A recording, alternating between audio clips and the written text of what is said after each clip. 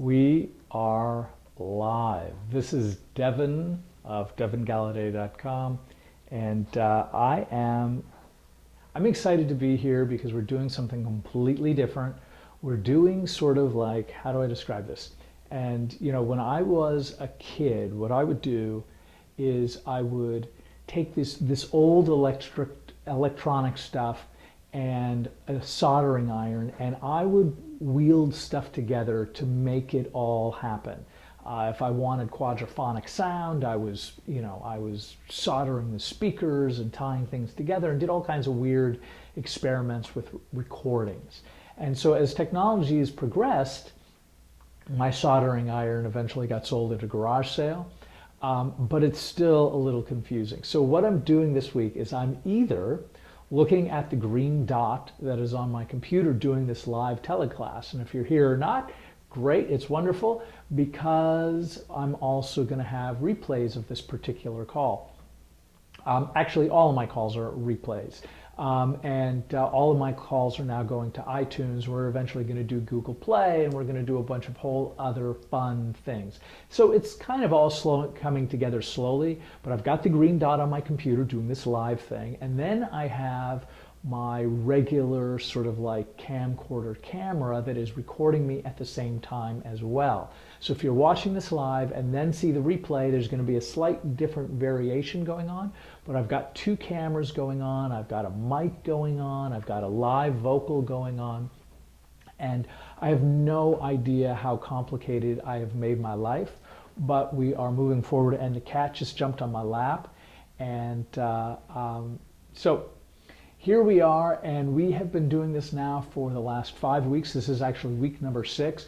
We are on 5 love and relationship killers, things that you probably do to some extent in your relationship that you want to stop immediately, at least if you're looking to maintain a long-term, happy, loving, supportive relationship.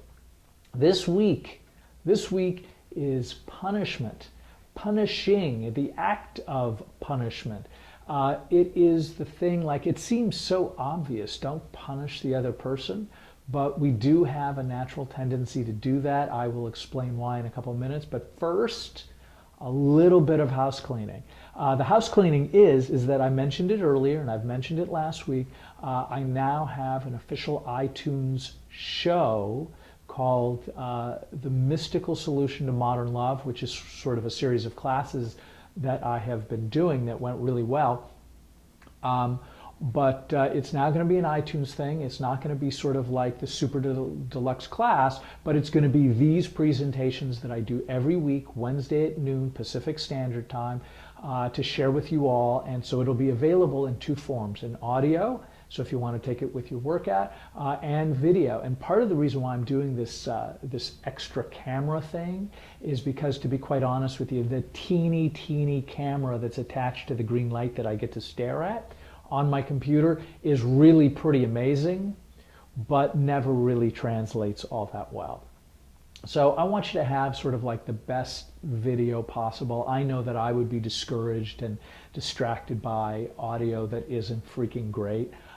And video that isn't great. So, this live stuff, we're going to do the best that we can. Maybe technology and internet connections will speed to the point where we can really bring a beautiful signal, but for the time being, it's, the live signal is going to be the computer, the video camera is going to be the replays, and I'll put my beautiful head and tail on it.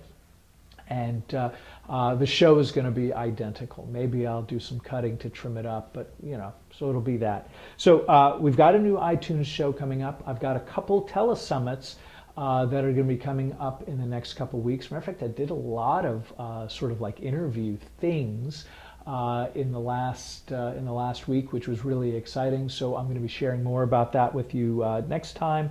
I also want to tell you, when I brought up the mystical solution to modern love, we have a killer 6-week class. Sessions are like an hour, 90 minutes long, where we really dive deep into Kabbalah with the K and the Q and Taoism, and some really wonderful tools and a system that will enhance your love life. Whether you have a pretty good relationship, whether you are currently in a terrible relationship, whether you love the other person a lot, but you're just not coming together, or whether or not you are simply looking for love. We're going to cover all of that and more, including wonderful things like soulmates. And all of this is spiritual solutions. That means the ball is in your court. All you have to do is take small, and I repeat, small incremental actions that lead to great change. And if you, by the way, if you are currently, like you already have tools in your toolbox and you know what they are, use them, try them out. The worst that could happen is that you're left with the same results that you're not happy about now. So, moving forward, we're talking about punishment. We're talking about punishing the person that you're supposed to love, and it's a terrible thing. And we don't want to, but we do because we are probably hurt, or we are probably in some kind of fear. Fear that we're not going to get what we want, or we're going to lose what we already have, and we're uncomfortable.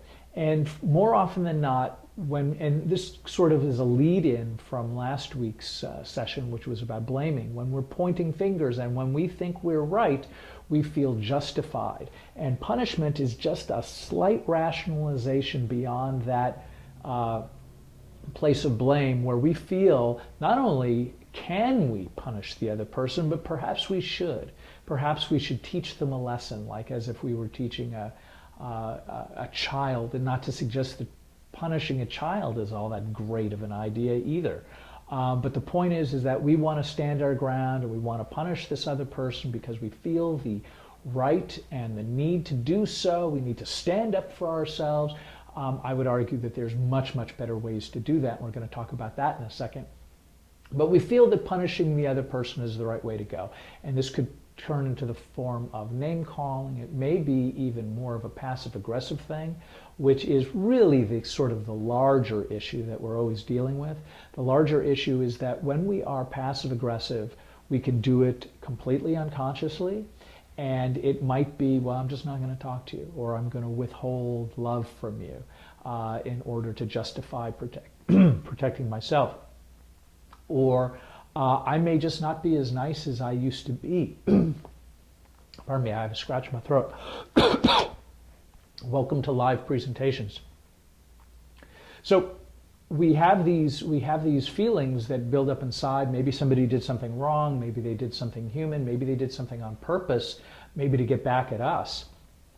If they are doing that and we punish them in return, we're just creating a cycle that will ultimately keep putting a wedge and a distance between the two people, because at some point when I get punished, the first thing I want to do is back away. Now, I would argue that really what you want to do is run towards that thing so you can really connect with what the problem is to overcome it. That said, how can you stop punishing somebody? Because you're going to have a feeling come up, and how do you deal with the feeling? All right, so one of the things that we talk all about, here, we talk a lot about the tree of life, mostly as a model to understand, and if you're listening to this, this is a model of 10 spheres that are kind of arranged in a 3-column pattern, with the highest sphere at the top being the closest thing to, shall we say, God or divinity or your highest self, depending on what your spiritual beliefs are. And the lowest being much more about, well, the opposite of unity: fragmentation, pieces, chaos, details, itsy-bitsy things. This gives us all kinds of reasons down here to justify and glom on to little bits of detail that will justify some of our actions, rather than focusing on the top of the tree, which is unity. So I know that if somebody is doing something wrong, like my wife or my child or somebody that I love and care about, or even the world at large, I frequently want to stop and recognize that I'm part of this grander whole of humanity. How do I do that? When somebody's hurt my feelings, or I feel I've been crossed or wronged, or when I think I am absolutely right and justified, how do I not punish that other person?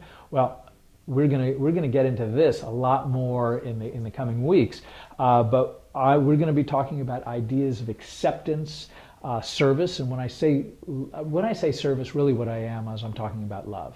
And when I say love, a friend of mine, Dave, I always try to give him kudos for this, always says love is an action, and that action is service. So when I put the needs of somebody other than myself above my needs, when I do that, that's an act of love. So we're going to talk about acceptance, service, as in love, compassion for somebody else's fault, responsibility, and the ability to stay present. And when I say present, frequently when we get into things like punishment and blaming, it's almost like a knee-jerk reaction. We have a feeling, we want to respond to it. You accuse me of something, I'm immediately defensive without actually exploring whether or not what you're saying may actually have some validity and something that I may want to change about myself.